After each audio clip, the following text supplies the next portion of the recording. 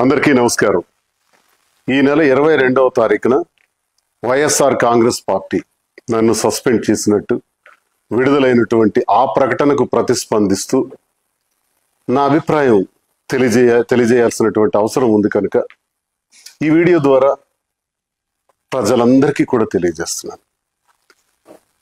YSR Congress party గురించి మాట్లాడే ముందుగా జగన్మోహన్ రెడ్డి గారు నాకు ఈ స్థాయిని, ఈ గౌరవాన్ని, ఈ హోదాను ఇచ్చినటువంటి జగన్మోహన్ రెడ్డి గారికి నా ధన్యవాదాలు నేను తెలియజేస్తున్నాను. మరి ఈరోజు పార్టీ కోసం చాలా కష్టపడి పనిచేశాను, గొంతై మాట్లాడాను, గట్టిగా ప్రతిపక్షాల మీద విరుచుకుపడ్డాను. ఎంతో కష్టపడి పనిచేసినటువంటి నాకు అకారణంగా వ్యక్తిగత కారణాలు అన్నటువంటి కారణంతో నాకు సస్పెండ్ చేశారని తెలిసింది. అయితే ఇందుకు నేను పార్టీ నాకు అందించినటువంటి సహకారం, రాజశేఖర్ రెడ్డి గారితో అడుగులు వేసిన నేను, జగన్మోహన్ రెడ్డి గారితో నడుస్తున్న నేను, నా హృదయంలో జగన్మోహన్ రెడ్డి గారు ఇప్పుడు కూడా చిరస్మరణీయులు. అయితే ఈ రాజకీయ క్రీడలో నేను బలయ్యానేమో అని నాకు అనిపిస్తుంది. అయితే నేటికి 25 సంవత్సరాలుగా ప్రజా జీవితంలో ఉన్నటువంటి నేను, ప్రజాసేవనే పరమావధిగా భావించిన నేను ఎప్పుడూ పార్టీకి ద్రోహం చేయలేదు, అవినీతి చేయలేదు, లంచాలు తీసుకోలేదు, అధికార దుర్వినియోగం చేయలేదు, భూ కబ్జాలు చేయలేదు. పార్టీ కోసం మాత్రమే అహర్నిశలు పనిచేశాను.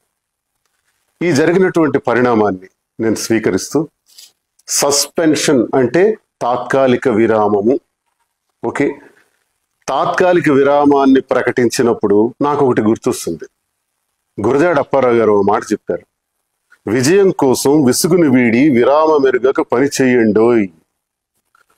పని చేస్తాను, కష్టపడి పని చేస్తాను, స్వతంత్రుడిగా, తటస్థునిగా, నా ప్రజల కోసం, నాకు నమ్ముకున్న గ్రామాల కోసం, నా పైన ఆధారపడి ఉన్నటువంటి కార్యకర్తల కోసం, అభిమానుల కోసం నిరంతరం మరింత రెట్టింపు ఉత్సాహంతో పనిచేస్తానని, ఎవ్వరూ ఆందోళన చెందవలసిన అవసరం లేదని, నా అభిమానులందరూ కూడా ధైర్యంగా ఉండాలని, గ్రామాన మళ్ళీ తిరుగుతాను, ప్రతి ఇంటికి ఈ దువ్వాడ శ్రీనివాస్ వస్తాడు, ప్రజలతో నేరుగా సంబంధాలు ఉన్నటువంటి నేను ఏ ఒక్కరిని విడిచిపెట్టేది లేదని, కష్టపడి పనిచేస్తానని, అన్నింటికీ కాలమే తీర్పు చెబుతుందని నమ్మిన నేను, మరి ప్రజలందరికీ ఇంతవరకు నాకు ఈ గౌరవాన్ని ఇచ్చినటువంటి ప్రజల్ని నేను ఎప్పుడూ మర్చిపోలేను. ముఖ్యంగా టెక్కలి నియోజకవర్గ ప్రజలు,